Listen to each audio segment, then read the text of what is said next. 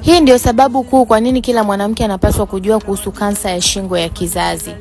Hii inaweza kuzuilika, lakini tu ni kama utachukua hatua mapema. Saratani ya shingo ya kizazi, hii ni saratani inayotokea kwenye sehemu ya uke inayoitwa shingo ya kizazi au cervix. Shingo hii ndio njia kuu inayounganisha uke na mfuko wa mimba. Saratani hii huanza polepole kwa mabadiliko ya seli na inaweza kuchukua miaka kadhaa haijageuka kuwa saratani kamili. Lakini inaweza kuzuilika kabisa ikiwa mabadiliko hayo utayachukulia hatua mapema. Chanzo kikuu ni nini?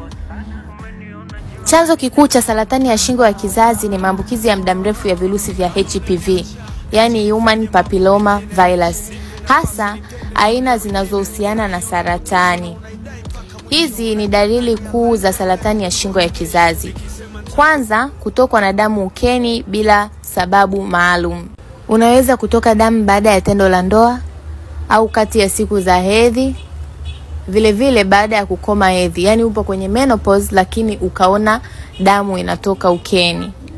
Hiyo sio hali ya kawaida. Cha pili ni kutokwa na uchafu ukeni wenye harufu mbaya na wenye rangi isiyo ya kawaida. Vile vile unaweza kuwa unapata maumivu makali wakati wa tendo la ndoa, maumivu ya sehemu za siri au maumivu ya chini ya tumbo au mgongo. Vile vile unaweza kupungua uzito bila sababu na unaweza kuwa unapata uchovu usioeleweka. Ni nini cha kufanya sasa ili kuepukana na hayo maambukizi ya saratani au ili uweze kujua mapema kwamba una maambukizi hayo? Unatakiwa kupima mara kwa mara. Lakini kupata chanjo ya HPV kwa wasichana kuanzia umri wa miaka 9. Kwa hiyo kama una mtoto wako wa kike ana umri wa kuanza miaka 9, hakikisha unaenda kumpa chanjo ya HPV. Vile vile unatakiwa kuepuka matumizi ya sigara na maisha hatari ya ngono. Na cha mwisho ambacho sio cha mwisho kabisa, kuwa mwaminifu katika mahusiano au kutumia kinga au kondomu. Unatakiwa kuwa mwaminifu katika mahusiano yako. Hii pia inaweza kukusaidia kuepusha kupata hayo maambukizi. Unaweza kupata maambukizi ya HPV na HPV ikakupelekea wewe kupata kansa ya shingo ya kizazi bila wewe kujua. Endelea kufuatana na mimi video inayofuata.